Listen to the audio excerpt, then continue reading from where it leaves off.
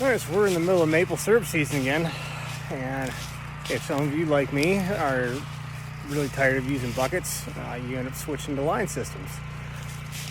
The big problem that I had was I have really flat ground. If you look back behind me, there's no contour. This is just flat as flat can be. So how do you overcome that problem with tubing? Well, one of the things, you gotta go up in the tree a ways. So that's one way to start it off. But even at that, that's not a whole lot. I'm from the base of that tree, I'm 6 feet up, maybe 7 feet up with my main line, and then I have to go even higher than that to put my taps in at this end. And of course, there's dips in the ground, just little divots and whatnot. So that doesn't exactly help out that situation. But what happens when you get to the other end of the line? If you're up 7 feet and you have to have a bubble going down, how do you get into a tank? Well, I'm going to show you that here in a minute. There's a little solution that I inadvertently came up with due to a project that a friend of mine and I had some 20 years ago when we were late teenagers. And I'm going to show you that here in a second. All right, so you can see my main line down through here is continually getting lower and lower to the ground. And eventually, it only comes out about a foot on top of the ground. Well, actually not really even a foot. Some of it I have to have propped up on board so it stays off the ground and out of the snow.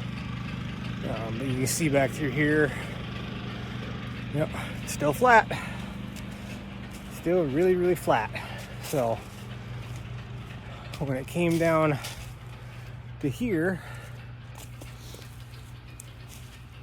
I got two main lines coming in right there, and then I've got another one coming in right here on this side of things.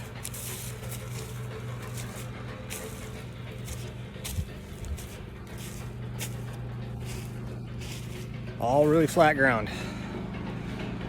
Now, the one way that we were able to fix this situation was what I call a sap pit.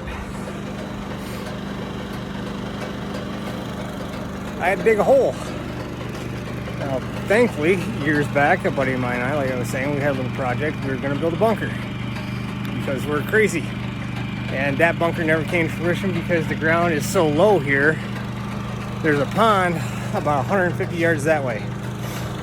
And right over here, there's a bog that my dad found years ago.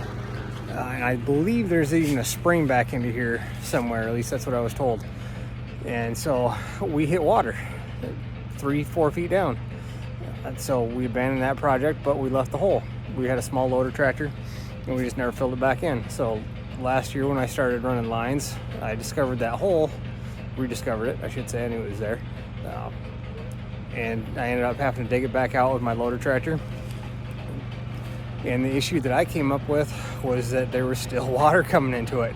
And so even though I had my totes down there in the bottom, they were getting somewhat waterlogged. I mean, obviously, they're waterproof and everything, but I had to have a way where I could see to get my forks underneath those totes to lift them out with my tractor.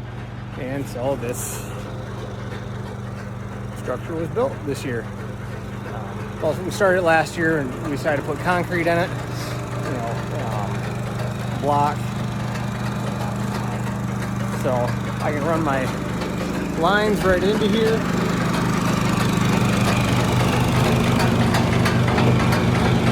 Got the pump going, coming right into the tote. And then eventually I'm gonna have another line that goes up and out. And then I'll have a sap or a well pump right down here. I'll turn that tote sideways, and that way I can open up the bottom of it and hook up right to a shallow well pump. And then if you see, I've got to go up through the air.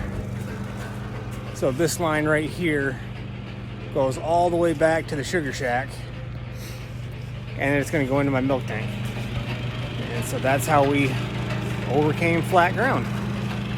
You go up 6-7 feet on your main line on one end, and you come down to just above the ground on the other, and then you have to dig a pit and put your tote in the ground, pump it out, or haul it out one way or another. So far it's been working really well. The only downside and the reason for the roof is that if it gets early on in the season, if you get snow or rain that freezes, even on that concrete, it's really slippery. And those totes are heavy. When they get full of sap, I had 180 gallons in the tote this morning, and I've got a 63 horse Kubota M6060, loaded tires and a back blade on the back.